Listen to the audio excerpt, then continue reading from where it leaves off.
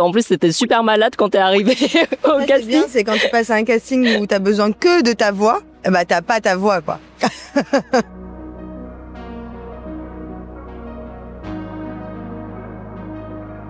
Extrêmement contente et un peu de trac aussi de présenter le film pour cette première. Je sais pas comment il va être perçu par le public, mais ouais, c'est super.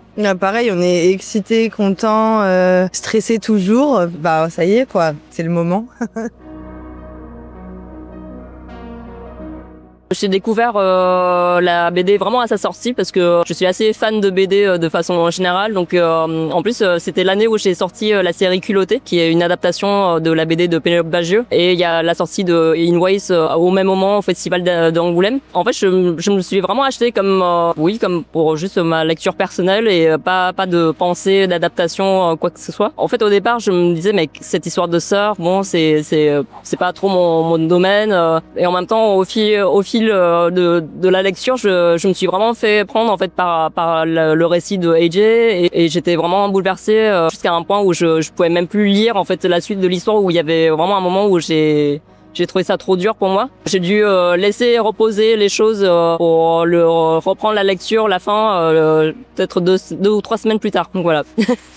Et moi, je connaissais pas cette BD. Je l'ai découverte au moment où on m'a contactée pour participer au projet. Ça m'a en même temps nourrie, en même temps, pareil, j'étais très très émue. Et puis j'imaginais où on pouvait aller. Ça rajoutait quelque chose d'hyper visuel et en même temps de différent. Et ouais, je crois que ça a fait partie aussi du fait qu'on a envie de s'embarquer, sans mauvais jeu de mots, dans cette histoire.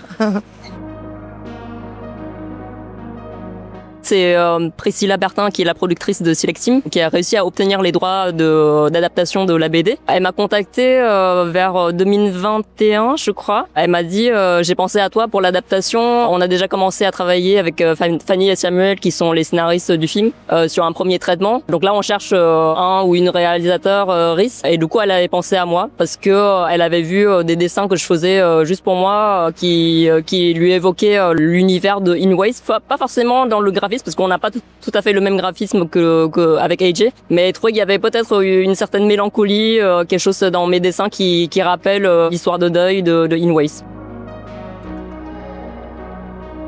Alors non, très rapidement, on a pensé à Lina pour le rôle de Kristen. On a fait passer un casting. J'ai le souvenir qu'en plus c'était super malade quand t'es arrivé au casting. C'est bien, c'est quand tu passes à un casting où t'as besoin que de ta voix, bah t'as pas ta voix, quoi.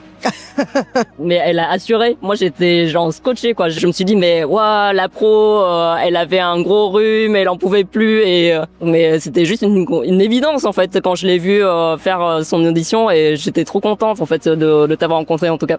Oh. Ouais, bah c'était trop bien.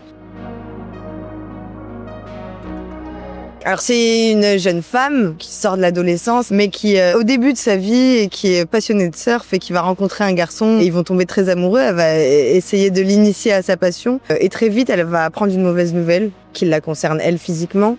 Et ça va être le parcours de cette jeune femme, une mauvaise nouvelle un peu tragique, sans issue. Et comment cette jeune femme, son amoureux et ses amis vont essayer de surmonter ça, même si c'est insurmontable. Et comment ils vont essayer de garder toujours espoir, d'être toujours une force de vivre, une joie, une lumière dans ce qu'on pourrait appeler parfois un cauchemar. Et c'est pour ça que sur un film d'animation, je trouve que c'est tellement beau à raconter, parce que tu peux y mettre tout ton imaginaire en fait, là où parfois ce serait beaucoup plus terre à terre, etc. Là, je trouve qu'on est emporté. Voilà, j'espère que j'ai bien résumé.